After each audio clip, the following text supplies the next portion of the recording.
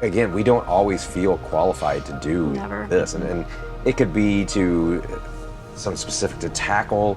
Maybe we don't feel qualified to talk about that, but with a little bit of research, we can be qualified to talk about it. We don't need to have all the answers. Yeah. We can work it out with the kids as we talk to them, as long as we're pointing towards the Bible. What does the Bible say? So, welcome, Luke and Brian. Who are you guys? Tell us a little bit about yourselves and what you got going on here. Okay, I'll start, I guess, just about me, which has nothing to do with the website, is Brian Perry. I'm right here in Franklin. I have my own business, painting business, and I have 7 kids. I thought that was enough. I wanted to stop at 7 kids, definitely no more. All right. Well, how long have you been coming to Victory? Ooh, 5 years maybe? It's about that, somewhere around there. Four maybe. Okay. So, Awesome. yeah. I'd like a really precise answer, please. How many months? He wants to make a competition out of it. Yeah, I think we should. So, yeah, Luke Grimm. My family and I, we live on the south side of Indianapolis, just on the southern edge. We've been coming to the church since 2017. Not to compete, but a couple months more than Brian, as it sounds like. 5.5 years, maybe. Yeah, no big deal. So, We have a few children. We have an airport shuttle bus that'll take people for $20 anywhere up to the airport. Pretty big van. It's like is that a 15 passenger? It or is. Okay. It is. And even if we have 15 people in there, somebody ever asks you, how many can that fit? One more. There's always room for one more. Oh, yeah. Yeah. Is that your strategy, you and Tia, for how many kids? You Well, can have? she drugged me There's always and room brought me for to the one more? VA, so I had my surgery, so I won't be having any more. Oh, okay. Well, great. Yeah. So I am a high school teacher. I teach 11th and 12th grade economics and government, and I run our program that does alternative education.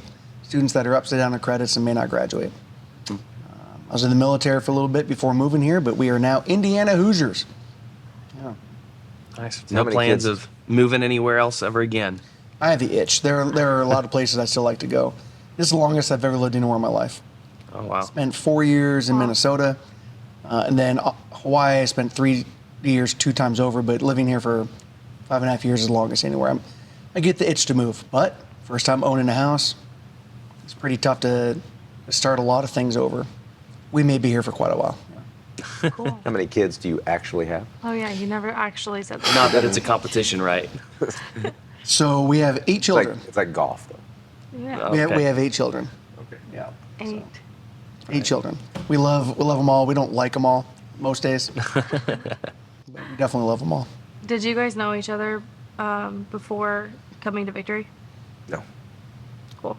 No, did not. No. Nope. We met, I think the first time we actually met was at the marriage class several Yeah. years ago. You realized you both Okay. had an obscene amount of children. Actually, I think my wife had noticed your big van and thought, surely they have a lot of kids. And I believe Mindy was pregnant at the We time. were pregnant with 5, and Tia, we had 5, maybe 6. Okay. So we spoke then, but we didn't really. I think we were sitting right next to him at the marriage retreat at the same table. I say marriage retreat, marriage class Yeah, once a yeah. week for a few weeks. That refresh thing, I think we were there too. Yeah. And then we had discussed doing a small group together, and it never worked out. It wasn't the didn't right work time out yet. then. And then, I guess a year or two later, I was invited to join his men's group and join the men's group, and then join the small group, and then we started doing some Spartan races together. And now he calls me 3 times a day just to talk. Now you're conjoined at the hip. Yeah. My mom didn't raise no fool because she died during childbirth. So without a mom, I have Brian. Alina and Brian for most things in life. That is- My mom did not die during childbirth, but Gosh. anyone that heard that I was like, what? You may need to edit this out. anyone that heard that can use that. It's great for making He something doesn't awkward. always filter his thoughts. before he speaks them. Doesn't. No, so the fight club's still going strong. The men's group's going. Different people come and gone, but Brian and I, we've been in together for a while. Yeah. We do grappling, do jiu-jitsu once in a while. That's a good time to get together. We do breakfast. I don't think I call 3 times, maybe twice a day. I just miss you, buddy. So that kind of leads us to the next thing, which is you guys. We've been talking over the last few weeks because you guys started to create this resource for parents. Now, what is that? Where did that come from? Tell us the origin story. Yes, so I'll take that. Several months ago, maybe middle of last year, I guess kind of listening to other podcasts, listening to things, came across things that other people were talking about to teach kids that schools won't. And I wanted to run with that. I told Mindy right then, I said, we need to do something around this. And it took me several months to put some of the content together.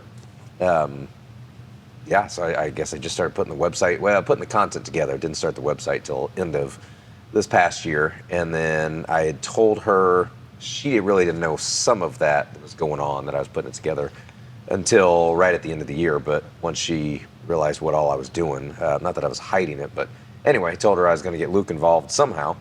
And then once it officially launched, that's when I think Luke was one of the first people I sent it to and said, what do you think? And knowing that he'd be involved somehow.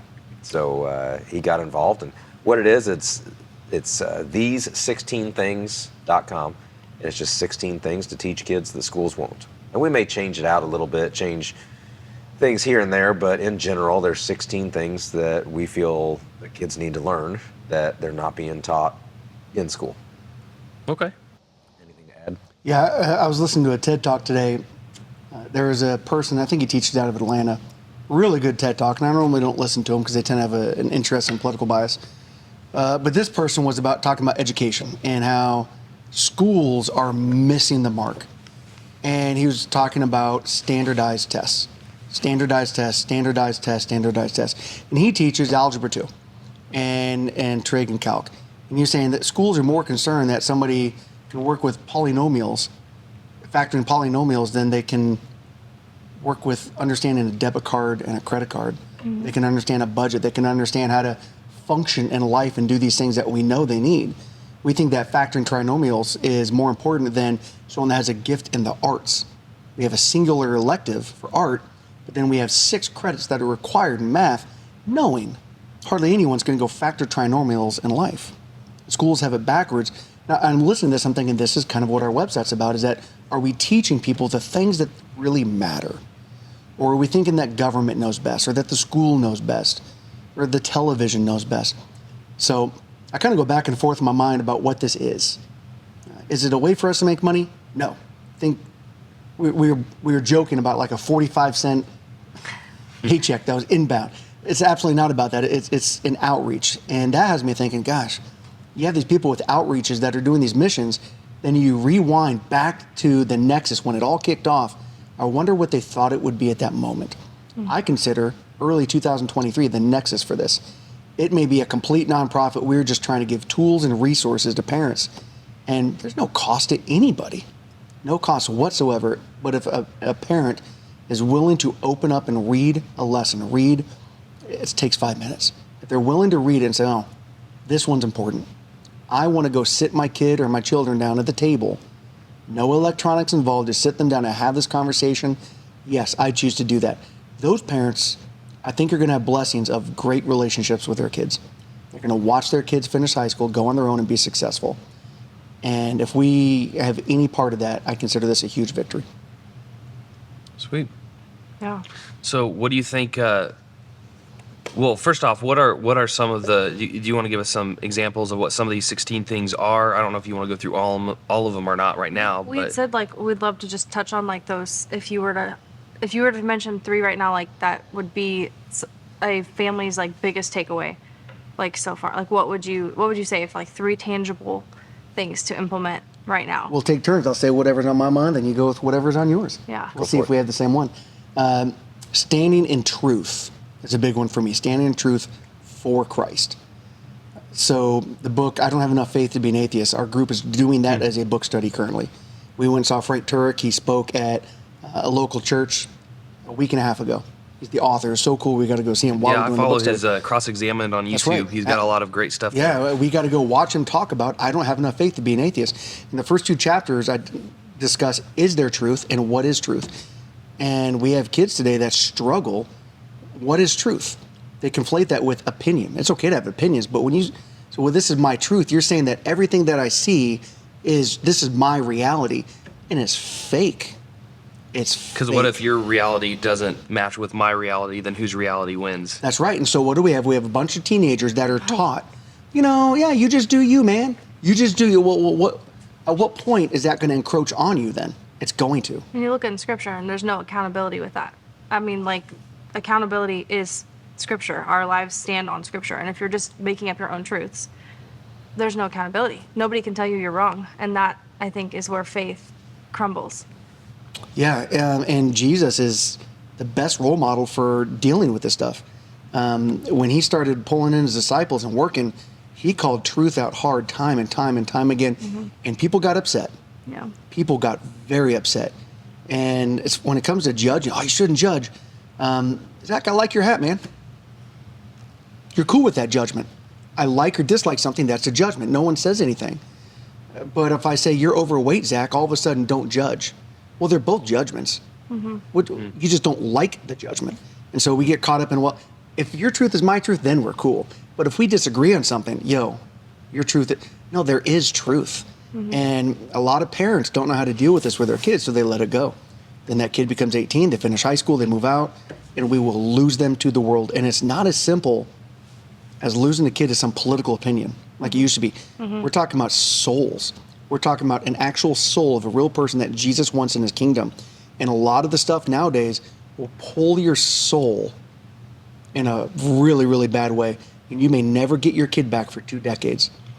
I think it's a worldview thing too. Like you said, it's not just like a political thing or whatever. It's like it's an entire worldview, because that downstream from your worldview is your religious views, your political views, That's your right. views on all the stuff that we would say matter in life.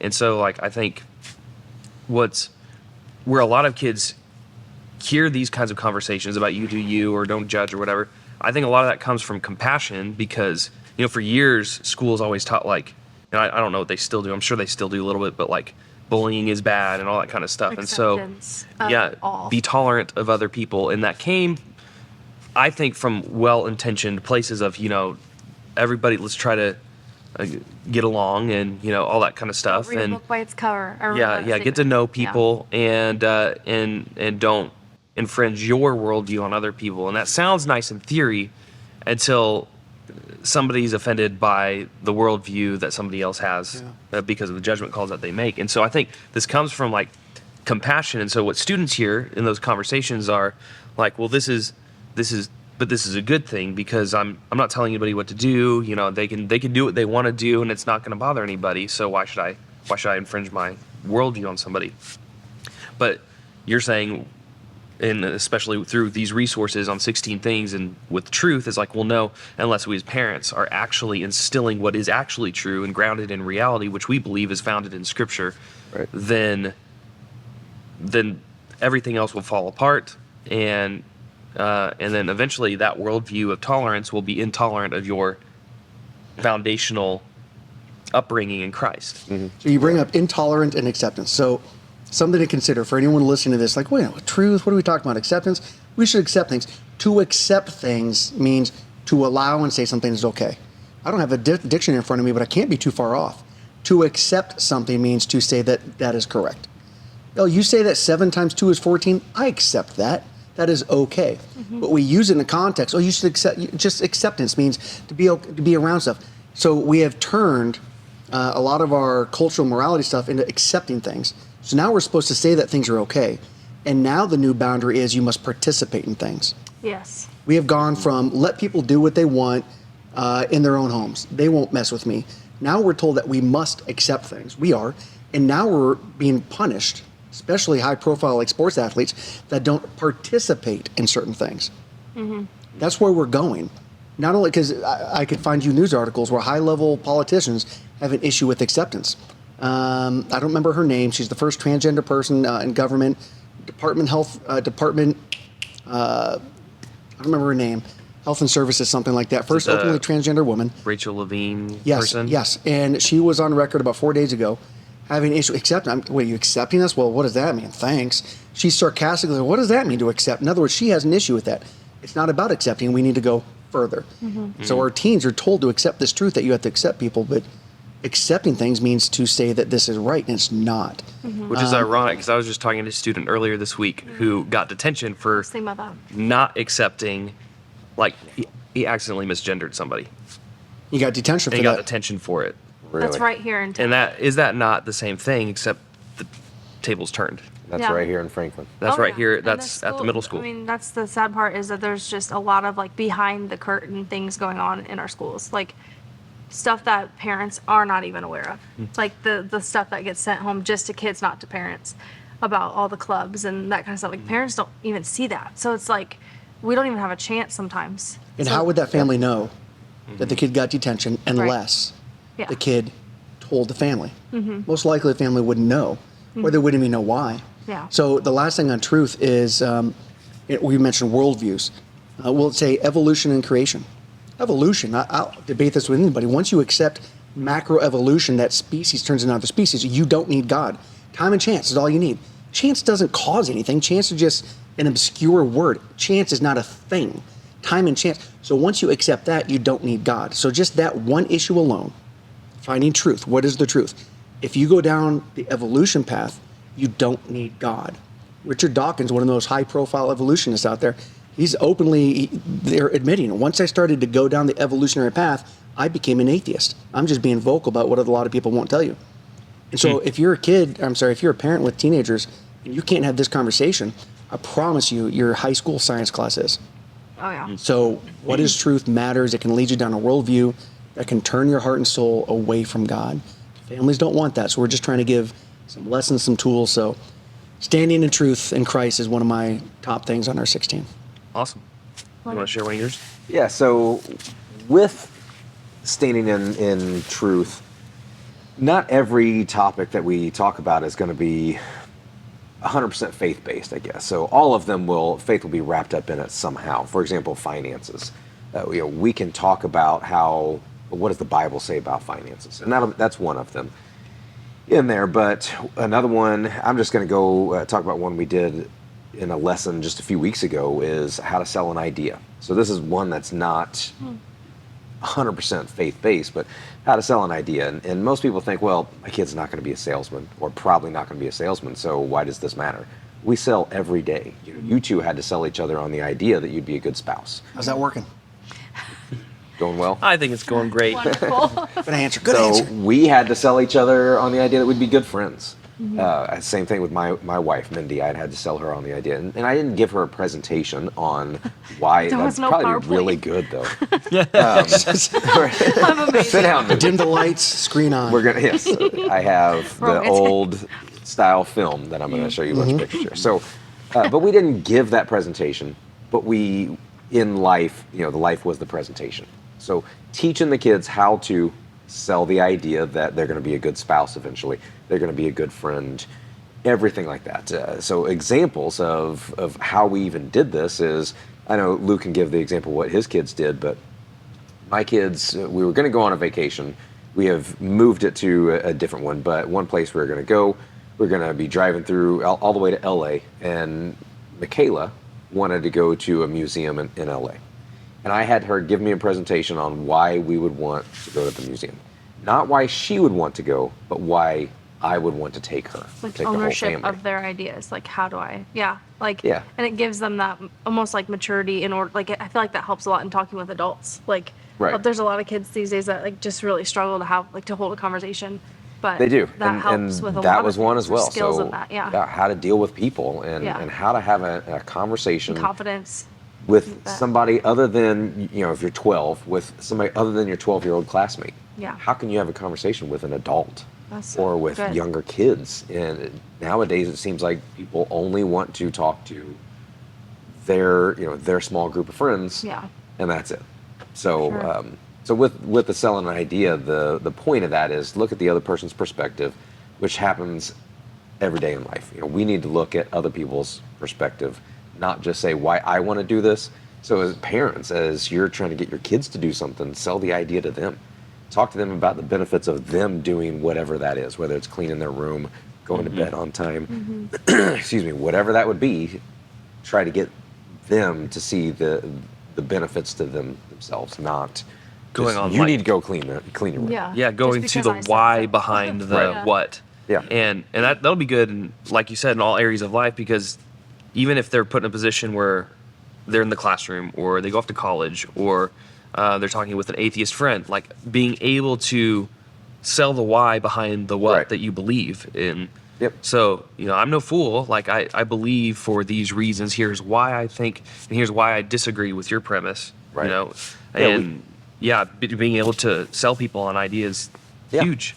We talk about all the time when imagine as a parent, your kid goes off to college the first time, and they're in their dorm room the first time that you're really not around them for long periods of time. They come home for Thanksgiving, and now they're nothing like they were when they left, because college got to them, their classes, their roommate, the friends at school, and all it took was that question of, why do you go to church? I don't know. My parents took me. Like Josh always said, I had a drug problem. My parents drug me to church every 3 times a week, whatever. Yeah. And imagine that they're asked that question: are they going to be able to stand? This goes back more to what Luke was saying earlier, but are they going to be able to stand up and say, "This is why I do what I do. This is why I go to church. This is why I do everything." That's really good. Anything else? Yeah, I listened to you two quick back and forth. Is that it's intentional. So we know that kids need to learn these things. So Zach, you had to pitch the idea for the 4 of us to sit down and do this. And if you would have said, "Hey, you guys want to sit down and talk?" Well, that's not going to be too effective. We need to know why. You want to know what to expect. But if you can intentionally sit your teenagers down and say, "Look, this is what it looks like in life. This is how you successfully." Everyone gets a little something. You're not selfish about it because Christ wouldn't want you to be. But you're going to find yourself really successful in life if you can do this. Kids don't naturally learn that. It takes an adult, someone they trust, to sit them down, that they know loves them. Now they can give them some truth. This is what it looks like. Because, I mean, your kids are young. Even if you had a 14-year-old boy, are you really going to bring that 14-year-old and say, "Okay, son, I'm going to go negotiate with somebody and sell my idea. Watch"? No. Right. Of course not. So even the best salesman in America probably doesn't do that with their kids because they do it at work. Yep. So we have to be intentional, like Brian's talking about, at the table. Say, "Look, this is important. This is a skill." Yeah. And who And that's better so do good. it than For you? sure. Yeah. Really, what we're doing is we're helping parents, I guess, be the experts in their kids' eyes. Luke and I aren't the experts. We make, I know I do anyway. I make plenty of mistakes with raising my kids. I'm not perfect. They're not perfect.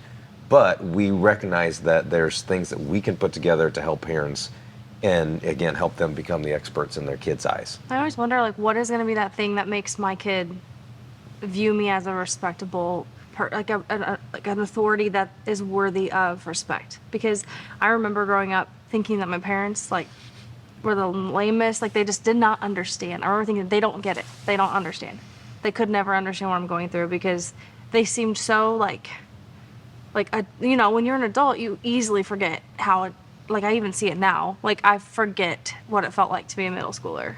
And I'm not even that, I'm farther than I'd like to admit. Your but I'm not perspective that has changed. far. Right. Yes, Your my perspective whole now is perspective, yep. going into 6th grade is really a small thing looking Yeah. back. Going into 9th grade is small. Graduating high school is small looking back. Yeah. But when you're going through it, that's It's all everything. there is. Yeah. I think to help my kids realize that I'm kind of an expert, I just tell them all the time. I tell my kids too, Brian I'm the is the expert. expert. Good, yeah. I am the coolest Brian person. is the expert. I'll tell my kids You the know? same thing, Thank you. Do you know what's No. cool about that, Go Chelsea? Brian. Actually, we did have a lesson a few weeks ago on being humble, so Yeah, this is all a joke.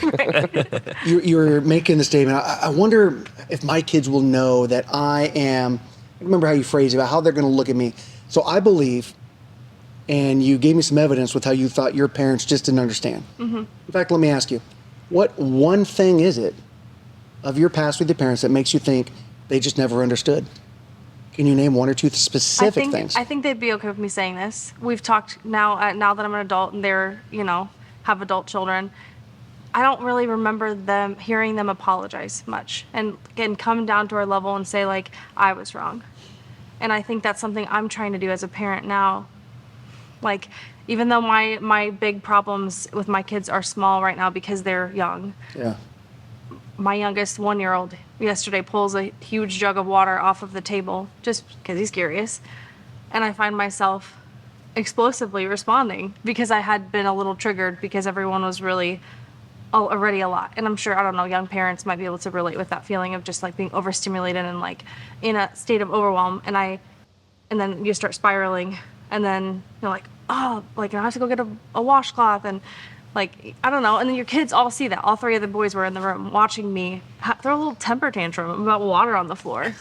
I had said even like, it's gonna like leak. Zeke was like, why is it a big deal? And I was like, the water's gonna leak through the crack. I don't know. I was just making up ideas. Like, Yeah. I was trying to justify my immature response. And then I quickly remembered, like, this next generation, like, we have this chance to repair way better because we know, like, you can have a mistake, you can make a mistake as a parent, but are you going to repair that mistake? Are you going to come back and say, ooh, like, I just turned into a bear. Like, Yeah. I'm sorry, mommy, I don't know what just happened. I think I just lost control of my emotions, or I was feeling too many emotions all at once and I didn't communicate, that this is not a big deal. So I was able to go back later. Obviously, it's harder with the 1-year-old because I'm just like, I'm sorry, buddy. Like, like he doesn't, but my 5-year-old is watching. So if I repair with the 1-year-old, he's going to see, oh, like she makes mistakes too. So I Yeah, don't know. And that's I'm tough. sure, I don't remember everything as a child. I'm sure my parents at one point or Yeah, so another said here's kind of they're where I'm sorry, thinking but- with this is that a whole parenting conversation, that's not what this is Yeah. supposed to be, but that's all. Lord knows that would be a fantastic conversation. Yeah. But I do believe this, that as we get older, we look back on our childhood and we remember one of two things. One would be the general feel. What was the general feel? My dad was always upset. My mom was always on edge. My parents never seemed to understand. We might struggle to think of reasons for that. Mm-hmm. Okay, so Because it was feelings. Yes, Yeah. we remember a general feel. Yeah. So that takes a decade The and a tone. half. Yeah. Yes. And so there's no really one thing each day. My 13-year-old, if I asked her how she remembered me when she was 7, she doesn't. Yeah. But she'll has a general feel for the house. So the other thing, and that's what we're trying to get after, is significant emotional events. Mm-hmm. Pulling a kid, not really pulling them, but pulling them by the wrist and saying, let's sit at the dining room table. You already know that I love you. Well, I care about you enough to have this incredibly awkward and uncomfortable conversation because I want you to really be successful out of high school. Like, what is going on? And let's say we tackle culture and you find out your 13-year-old girl actually is starting to fall prey to this stuff, and you realize you have conflict now. My little girl does not truly believe in Christ like I thought she did, or she isn't following. And even if that goes wrong, when you both part ways, your daughter will remember, wow, my dad cared about me enough to sit and have that conversation. You may never know it, but when she's 23, she'll be telling someone else, you know what my dad did when I was a teenager? Yeah. A significant emotional event. And that's what these can be because they're intentional, and they're going to catch a lot of kids unaware when they see how much parents really care about them. Yeah. Most of the time, we get done for the day, and we're in bum mode. We're just trying to Yes. get some of our time at the end of the day. We all can relate to that. Yeah. Yeah, too many times parents just, they do. They want to come home and we're tired. We work all day. Maybe we deal with a bunch of, I would say kids, but they could be adult kids at work and it's tiring. So we want to just, hey, get the kids upstairs, get them in the playroom, whatever, get them into bed. Turn on the movie. Yep. Turn on TV so we can sit down and watch TV ourselves and relax. This is our time. And we're not saying that you need to take 3 hours every night to teach your kids this stuff. It's really, if you're intentional about it and sitting down at maybe the dinner table as you're eating, make it a priority to have some meals together. And which I think you guys just released a video recently talking about doing the same thing, having Those meals meal times, together, yeah. whether it's dinner or breakfast, and intentionally talking about these things. I mean, it could be 5-10 minutes sometimes in a day. Now, some of the lessons, if you really want to do it fully, it may take a little more time, but it starts with a 5 to 10 minute talk, usually maybe when you're eating, and it starts from there. So an example. You did this week's lesson. I did this week's You did lesson. this week's lesson. And we were talking about trying to win some ground on the technology war. Yeah. How to win some and stand the line as parents. How to win back some of this territory we've lost. And Brian linked at the bottom the Social Dilemma movie on Netflix. I actually hadn't seen it. So when he added it to the newsletter, so I drafted the lesson and he added that. And anytime, literally every time that Brian puts something on there, we do the lesson on my house. There's no exception. And so this movie's on Netflix. We have Netflix. So Tia and I, we sat down with our 13, 12-year-old, and we watched The Social Dilemma last night. It was a 94-minute movie. So in this case, as parents, we have to ask ourselves, is it worth spending 94 minutes to have this amazing time with our kids that need to hear about this stuff? And the answer is yes. And if the answer is no, I would tell any parent, don't be disheartened. It's just you're trying to get there and have some confidence. We know that you know best for your kids. You feel disheartened, try it again next week. Read the one for next week. Maybe that one you're willing to engage, because it's tough. I It's think tough. it falls into that same topic of, and like something I fall into a lot in life in general is all or nothing. Like it's very toxic to be that way, because you're either all in and like doing perfect at everything, whether that be like exercise, diet, reading my Bible, just these daily habits. And then you realize as an adult, like you can't be all or nothing, because if you're all or nothing, you won't ever succeed, because you burn out and then suddenly you find yourself tripping up. So then you just pull completely away. Yeah. And I think it's a tension with parenting and all of these like topics that we're talking about, to do that, to feel like, well, I can't devote the 94 minutes to it, or I fail every week at my kid hates me, or like they don't listen, and so they just pull completely out because they feel like they're failing. And I think we all hate failing. We all hate that feeling. But kind of like what you were saying, like 5 minutes here, 5 minutes there, like figure out a way to build it into your week somehow. We always say plan from your rest, like plan from your like intentional moments, like put it on your calendar, like just these little ways, or the newsletter that you guys send out, like subscribe to it, make it a priority every week to read it. Those little things that can make a huge difference. You don't have to be perfect, top of the line, like doing it And you all could every compare day. it to Zach when you do your messages with the youth. Well, you intentionally prepare what you think is critical to talk about with the youth. Yeah. And you intentionally, you pull them aside. I got it that their parents bring them, but you are very intentional with that. They are not really going to come to you and say, Zach, I want to know how you feel about this thing. I'd imagine when they come to you, something is already mission critical. Red flags are already everywhere. Alarms are going off. It's borderline too late. Now you're reacting to something. And as parents, what do? We react to things, and we use that as a teaching moment, which is good to have teaching moments. But wouldn't it be nice to teach our youth how to do things before it hits critical mass? It's much easier to implant good ideas than it is to try to deconstruct bad ideas and then replace them with better ideas. Yes. Yeah. Truett Cathy. Are you guys familiar with him? Chick-fil-A. Chick-fil-A. Oh, He had a book out long time ago. When I was living up in Fort Wayne, I had the opportunity. Are you that old? Yeah. Are you in your 40s? His barely, yes. His book was, I believe it's better to build boys than to mend men. And his whole point is to talk to your kids, and obviously this is pointed towards boys, but talk to your kids in general versus his point was trying to go into the jails and fix the jails. Fix it when they're young. Fix it when they're boys, or when they're little girls, not when they're Did you older. point at and me you're when you trying said to- that? little Little girl. girls. I was just going this way in general. So I mean, you are wearing pink, so Churches, It is kind of- Josh Cadwell, he's talked about You were, yeah. masculinity Yeah. from the pulpit. Yeah. It's an issue in America. Well, Oh. why? And if we all recognize it's an issue, why would we continue to do the things that we're doing?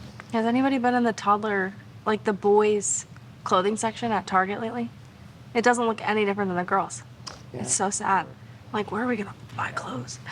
Something that I attended IF gathering with your wives this last weekend, and something that I felt deeply convicted to share today, kind of along these same lines, was that a lot of, we talk about all these like negative things in our culture, and like I've fallen in the trap of feeling like a victim of my own culture. That I wish I would have been born 15 years earlier so I could raise my kids in the generation I was raised in. And it's so much harder these days. Now we've got technology and all these like negative things coming at our kids. But if we had a generation of like people, parents that decide like, no, I was born for a time as like now. I was born here to put on this earth for a reason, to parent my children in this generation for a reason. That ownership and trusting that we follow the Good Shepherd and he is going to give us everything that we need. He promises it in Scripture. And I think a lot of times parents are kind of flailing. I feel it all the time. I'm like, I don't know how I question things every day. And we get to do this, right? So not, instead of seeing it as like we have to do this or like this is our culture, like we get to. And changing that focus and shifting that language around it will it'll equip you better to feel like I'm on top of it rather than drowning under it. So Yeah. Every generation will have its struggles and its like roadblocks, but it's up to each generation to own those and to tackle them and to yeah. yeah. I heard something this morning, and he was talking about something else, totally different. But he said, if I remember right, God doesn't always call the qualified; He qualifies called. That's on one of my letterboards at home. Okay. Yeah. And again, we don't always feel qualified to do Never. this, and it could be to some specific to tackle the issue of the LGBT, all that stuff in our kids' schools right now. Maybe we don't feel qualified to talk about that, but with a little bit of research, we can be qualified to talk about it. We don't need to have all the answers. Yeah. We can work it out with the kids as we talk to them, as long as we're pointing towards the Bible. What does the Bible say about this situation? Yeah. So we've mentioned a few of the ways that like you talked about a newsletter that gets sent out. You got 16 things. So like, what does like if you want to learn more about the truth or one of the finances or whatever, what resources do you have under each of those 16 things? You have videos. Obviously, you send the newsletter, and how does that relate to which thing you're talking about? And what does that look like for each of the 16 things? On the website, you can go through and read. We have content under each page. So if you click on the menu up top, it'll bring down all of the 16 things. You can click on those and read on that. And we're constantly trying to update it as we go, put a little bit more in, take out a little bit that's just too much. And so you can do that. At the bottom of some of those pages, there are links to helpful books. And I know there's a lot of books on there, but between us, we've read most of those books on the website.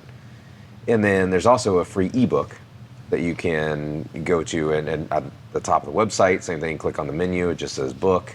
You can get that, download the free ebook. And at the end of pretty much same thing, almost every chapter, I think there's a few more other resources in that. And then if you just want to go straight to the resources, we've now set up a resources page. You can click on the same thing, click on the menu, go to the resources. It'll just list out all of the books, everything we have. I think one or two resources aren't books. Like we mentioned, Luke did a bunch of Spartan races last year. I did a few less because it is a competition, and he must have beat me again at that too. I did that. Yes, How many did your husband do? 0. Hey. And I saw you. We're going on in your July race. though, right? Passed me Awesome. right by. I was like, bye, Brian. As I was hyperventilating. What are you doing in Trying July? not to pass out. I'm doing a Spartan race in July now, right? Which one? Or was it June? I can't remember. That's We right. didn't We sign did up talk for about it. it. Yeah. Yeah. We'll use your discount code. Yeah. So one of the I resources. signed up is- using the discount code he got through Spartan Race. He is- saved $100 on What are race. Spartan races? What's the discount for it? And tell us more about how you get your kids involved. I love it. Before we talk Spartan, we're talking about the website. Yes. So I would say the 3 big things if somebody want to get involved. Number 1 is go to the website. Little thing pops up, put in your email, you get a newsletter. So you got the website itself. And so Remind me what the website is again. Yeah, these 16, that's a 16, these16things.com. And yeah, you can read, I don't say brief, probably 3 paragraphs per. It's got some scripture on each one of them to kind of tell you where we're coming from. At the bottom of each one of those, here's our second item, is a link to our YouTube. There's no money in this. The YouTube just has all the videos we posted. So if you want to start, we have a couple podcasts we've been on. We'll try to get the audio links. You can listen to those. Maybe you want to watch some of our short, 3-minute videos on our lessons. Boom. Item number 2 is YouTube. And item number 3, which is the meat and potatoes of this is the actual newsletter. So when you put in your email, you get the newsletter on Monday morning and Thursday morning, about 9 o'clock. Might be in your spam. Open it up and read it. Usually, like tomorrow, I'm going to have 1 to 3 different videos linked for the technology one. So the website, the YouTube, and just getting the weekly newsletter. So the Spartan races, obstacle courses, mud, jumping over things, climbing things, carrying things, some elevation. Sometimes it's flat. You're on grass. You're on gravel. You're hot and you're sweaty, or you're cold. But when you're done, whether you did 3 miles or 6 or 13, whatever you decide, it feels really good to earn something, which I think is missing for a lot of folks in America. Showing up is number 1. And number 2 is doing the item. Number 3 is you feel like you earned something. It builds confidence. And Brian went out of his way to reach out to the actual Spartan Race organization, and they also run Tough Mudders. So 16 things is all you put in for promo code. So if someone were to go to a Tough Mudder or Spartan Race website, put that in the promo code. I saved $100 using the code he got when I signed up for my race this summer. Wow. Yeah, absolutely. And it's all about just stepping out of your comfort zone and doing something difficult. And that can be physical, or it can be on the mental side of it. And I like to use the example of, your kids, maybe they're getting their first job and they're doing pretty well, and the manager quits. Maybe it is a fast food restaurant or something like that. Manager quits and needs somebody to step up. I've known plenty of people who would just say, I don't really want that responsibility. I'm comfortable making my $10, $12 an hour. I don't want to deal with anything else. That's a great learning opportunity to step in and say, you know what, the role needs filled. I'm going to step up and do it. And that comes from, again, getting out of your comfort zone and doing something difficult. Whether that's, maybe it starts with being physical and, starting with that. And as far as getting the kids involved, Luke, so we went to Florida. Our kids did a few different races last year, but we all went to Florida and did some races at the end of the year. And Between us, 5 of yours raced? I think 5. 6 Yep. of mine. We had 11 of our 11 kids racing. doing Spartan races in mud, carrying things. They had a blast. And then they walked away from that thinking, I can carry this sandbag. I can pull this rope. I don't need to quit when it comes to climbing this wall. And over their lifetime, they build confidence. And every parent wants this in their kid. If you have a kid that's 18 years old and they came home and said, hey, Mom or Dad, I had a chance to fill and be the manager.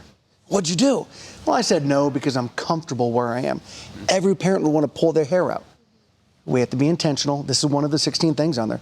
We got to be intentional, sit them down and say, this is how we build this stuff. And if we have a parent that is not confident, that is very shy, you're still the expert in their eyes.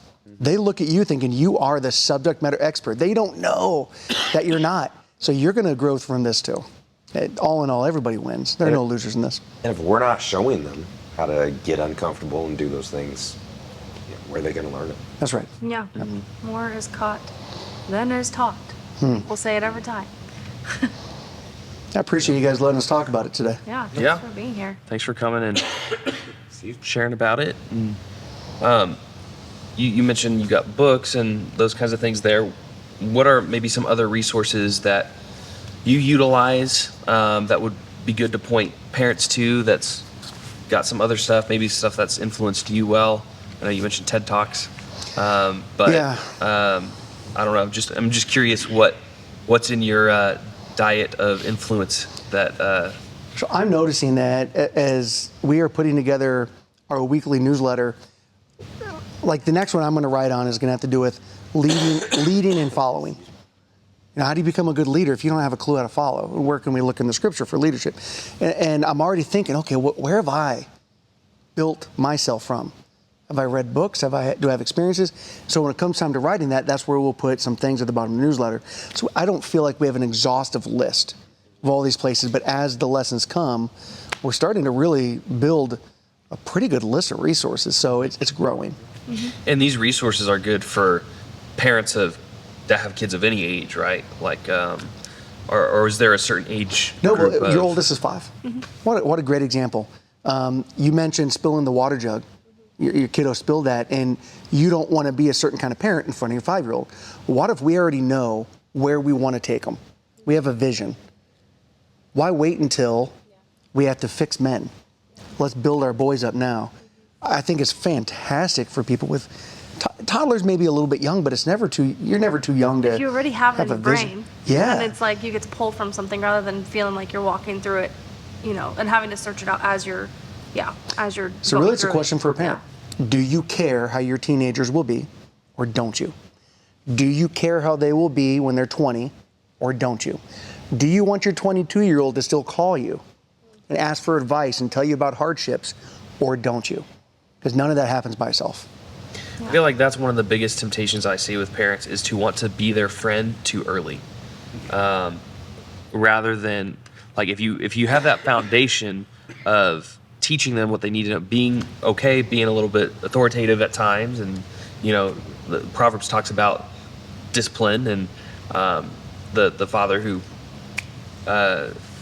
does not spare the rod loves his child, and this idea that like if we discipline early and while they're under our influence, under our roof and in our home, then when they're older, then that's when we can move into that friend mentor zone. And I feel like a lot of parents are afraid of not being liked or afraid of being pushed out of the friend zone too early. So think about a pyramid. The tip pyramid is at the bottom, and that's when you have a lot of discipline and restriction. And as they grow up, they get more freedom and more flexibility, then they graduate and you have a good relationship. But if you invert it and you got the flat base at the bottom, all these freedoms, all this flexibility, then you realize it's not working. The music your 13-year-olds listen to, the way that they're dressing, the way that they're talking, what they're watching, who they're around. So now you start to put too many restrictions on. And now they finish high school. Now you have a pretty busted relationship when they leave. So yes, if we try to do the friendships and then restrict it, that's how they're going to leave the house, remembering you were a restrictive disciplinarian parent that tried to inflict your morals and values. It's tough. Without the explanation of why. Yeah. I think that's a big thing. I loved when we have like teens that are struggling and parents that are in these really vigorous waters. I always love to use myself as a lovely example of a teenager that was completely nuts. That my that's one thing I speak very, very highly of. Like, we had a strict home. I knew the expectations. I just was the kid that pushed all of the boundaries all the time. Middle And I'm child. like, yeah, I was a middle child. Let's blame that. But I would say there was that weird season where like suddenly it's like I'm realizing, oh my gosh, my mom is my friend. And like, I feel like my parents did that pyramid right, like in hindsight. And they were never my friend growing up. I remember feeling like they always asked, like, I wonder, like, will my kids always struggle? And I mean, I was usually the one that was the most dramatic about everything, but I know they had trouble with me, and they probably desired that closeness at times that was not happening. But I'd say it's worth it now, because I don't know, I feel like my foundation was set. I knew, but I just didn't show it until a certain time. Yeah. I mean, I have a similar. I gotta hold my mic because I'm having a coughing fit here. But excuse me. Similar to you, I didn't necessarily push my parents a lot. I guess I wasn't the one doing too crazy things, but I can remember my dad sitting me down several times as a kid, and we just have talks, and we hated. We called it the talks. principal's office. Oh yeah. Principal Oh, Grimm at the Grimm School for Girls. Yeah. I mean, my siblings are. You can't say that now. He's So not do in you- school yet. Yeah, it'd be like you get another talk from dad. Yep, another talk, and over and over. And now I go to my parents' house and play cards. Yes. A couple times a month usually, and they're our friends. Yeah. Not, if it was the other way and they weren't having those talks with us, maybe we wouldn't have the same relationship we do now. Yeah, for sure. Like, the respect has grown so much as Yeah. an adult. I look back and I'm like, oh, I made it hard. Like, I sure hope. I mean, I have it coming. Like, we always say, like, one of your kids is gonna end up doing the things that you did just to, cause you to Yeah. fall on your face in front of the Lord. But Yeah. And I can relate to both of you. My dad was military, and we had structure. I mean, he didn't beat me, never, but we had structure. I knew the expectations, like you said, Chelsea. And I look back, and I'm very grateful for that. If I wanted to have friends, I had other people. He knew that I needed to be raised. I needed to be raised. And friends let people just do stuff. Do we really want adults out there just letting their kids just do stuff. Go to the fridge, have a beer. Why not? Because once you tell them no, now you're a disciplinarian. But don't stop there. Raise your kid correctly. Don't just let them do anything they want. Everybody's going to regret that. So it sounds like we have parents that were intentional about things, Yeah. you know, in different ways, but still intentional. Yeah, absolutely. Yeah. Well, anything else anybody wants to add as we wrap it up? Just sign up for the newsletter. Yeah. Yeah. Pretty simple. And once you sign up, you are never allowed to unsubscribe. You may never block us. What about when your kids graduate? Your last kids, they're Then done. those kids will sign up. Yeah. Okay. Yep. Transferred. You're still going to help subscription. raise your grandkids. Okay, Yeah, there you go. for sure. You know, it would be great 16morethings.com. Oh, and it should 16 be for things like to teach your empty grandkids the nesters schools aren't. Because there are a lot of caretakers out there that his parents have, yeah, Yeah. endless Joking, resources. I know. I'm like, Yeah. This is great, Zach. Thanks, Chelsea. Yeah, Thank you guys for coming. guys. Sweet. All right. See you next time. And clap.